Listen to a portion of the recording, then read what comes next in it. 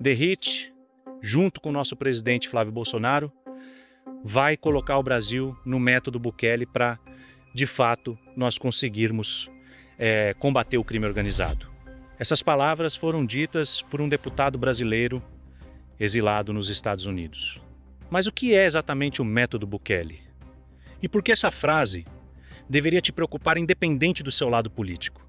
Eu passei os últimos dias analisando documentos do governo de El Salvador, relatórios de organizações internacionais e o histórico de acordos entre Bukele e Washington. O que eu encontrei não aparece no discurso de nenhum político brasileiro. A pergunta não é se o método funciona. Os números provam que funciona.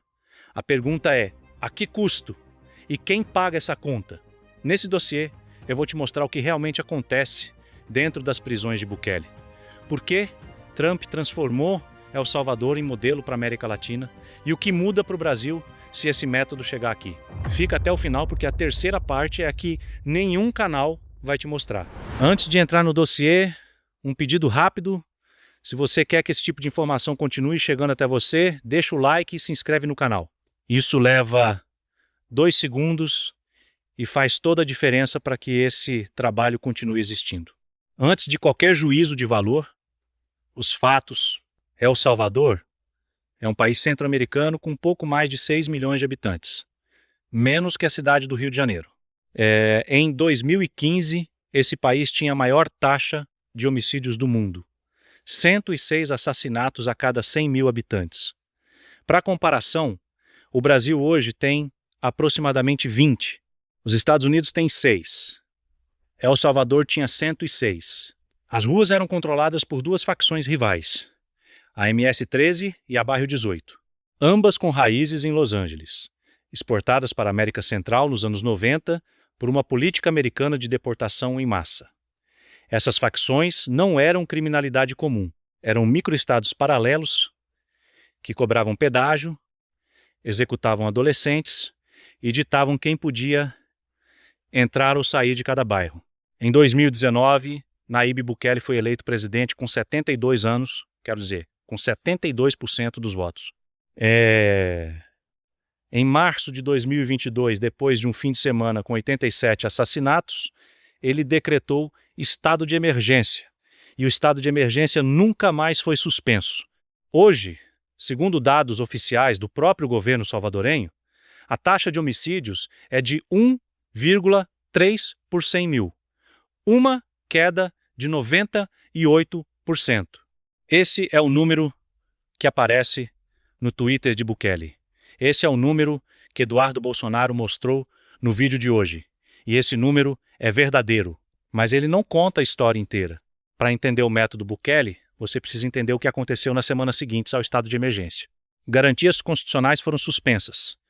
O direito de defesa, o limite de tempo para apresentar acusação formal, o direito a um advogado nas primeiras horas após a prisão, tudo foi suspenso e permanece suspenso até hoje. Em 3 anos de operação, o governo de El Salvador prendeu mais de 85 mil pessoas. Para um país de 6 milhões de habitantes, isso significa que aproximadamente 1 em cada 70 adultos está atrás das grades. A maior taxa de encarceramento do planeta, mais alta que a dos Estados Unidos, mais alta que a da Rússia. O destino dessas pessoas é uma única mega prisão chamada Secote, Centro de Confinamento del Terrorismo, construída no meio do nada, capacidade para 40 mil presos, sem visitas familiares, sem pátio, sem trabalho, sem educação, sem reabilitação.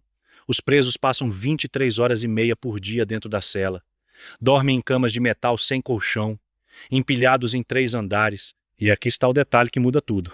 Segundo relatórios da Anistia Internacional, da Human Rights Watch e do Escritório de Direitos Humanos das Nações Unidas, mais de 30% das pessoas presas no Secote nunca foram julgadas.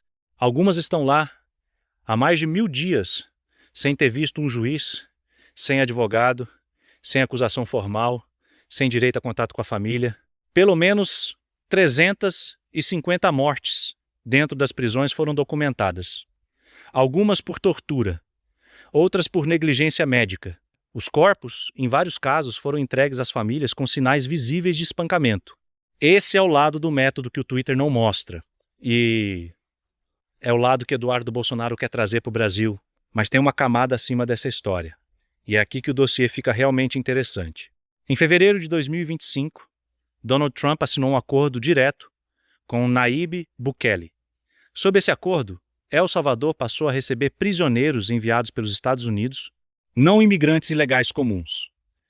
Pessoas acusadas de pertencer a facções, sem o devido processo legal americano, deportadas direto para o CECOT. Em troca, El Salvador recebeu 6 milhões de dólares por ano, e Bukele recebeu algo mais valioso que dinheiro: legitimidade internacional. Trump o chamou publicamente de o presidente mais bacana do mundo. O secretário de Defesa americano Pete Hegseth foi a El Salvador pessoalmente para gravar vídeos dentro do CECOT, vídeos cinematográficos, iluminação dramática, trilha sonora, tudo desenhado para viralizar. Por que os Estados Unidos investem tanto em El Salvador? Porque El Salvador virou um experimento, um laboratório. A doutrina por trás disso tem nome. Chama-se Doutrina Monroe. Foi formulada em 1823 pelo presidente americano James Monroe. A ideia é simples. A América Latina é zona de influência exclusiva dos Estados Unidos. Nenhuma potência externa pode atuar aqui. E nenhum governo latino-americano pode escapar da órbita de Washington. Por quase um século, essa doutrina justificou intervenções, golpes e ocupações em toda a América Central e do Sul. Em janeiro deste ano, Pat Hegseth declarou publicamente que a doutrina Monroe está de volta. E o modelo Bukele é a peça central dessa volta. Porque o método Bukele não é só uma política de segurança. É um modelo de governo.